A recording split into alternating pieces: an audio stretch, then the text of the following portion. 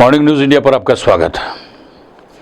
देश की राजनीति ने 2024 का परिदृश्य पूरा बदल दिया, या कहें तो 2024 से देश की राजनीति अब बदली बदली से नजर आ रही है।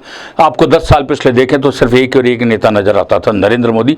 माहौल भी इसीलिए बनाया गया था कि नरेंद्र मोदी एकमात्र नेता है, और इन्होंने सपना भी इस तरीके का दिखाया था कि हिंदुस्तान में से कांग्रेस मुक्त हो जाएगा।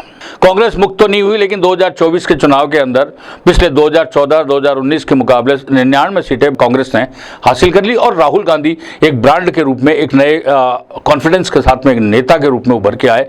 अब उनकी बात को भी कोई सुनता है, बात समझता भी है, और उनकी बात को लेकर असर भी होता है।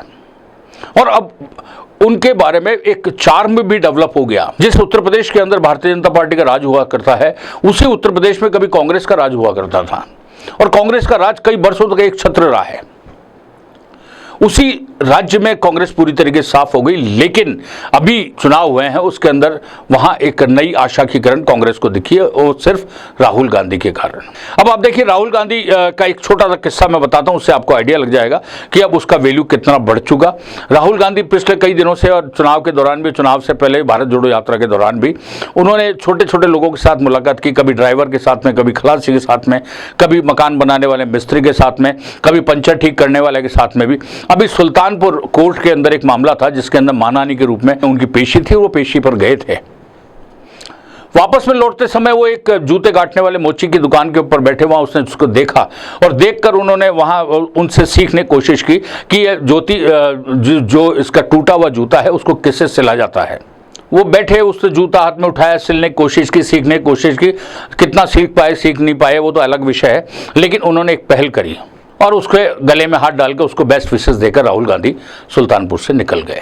राहुल गांधी तो सुल्तानपुर से निकल गए, लेकिन उनके सिले हुए जूते की वैल्यू बढ़ गई। और उस मोची के यहाँ मेला सा लग गया इस बात के लिए कि सुल्तानपुर के अंदर राहुल गांधी ने जिस मोची के यहाँ जिस जूते को ठीक किया था, उस जूते को खरीदने वालों की, उस जूते के लिए 1 लाख रुपए से ऊपर भी लोग देने को तैयार हो गए।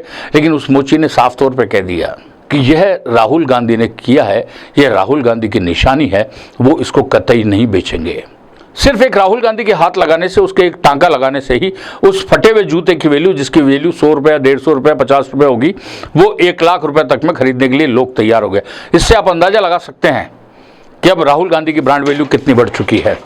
बहरहाल जो भी है, लेकिन आप आने वाले दिन देखिएगा कि भारतीय जनता पार्टी की सरकार के लिए किस तरीके से रहेंगे, और राहुल गांधी किस तरीके से भारतीय जनता पार्टी को एक के बाद एक झटके देते रहेंगे। आप बने रहिए हमारे साथ, हम आपको यूं ही जहां भी राहुल गांधी जाएंगे, जहां भी नरेंद्र मोदी सरकार होगी, जहां भी भारतीय जनता पार्टी होगी, जो भी देश भर में जो भी किसी भी तरह का अपडेट होगा, उससे हम आपको अपडेट कराते रहेंगे। तब तक के लिए दीजिए मुझे इजाजत। नमस्कार।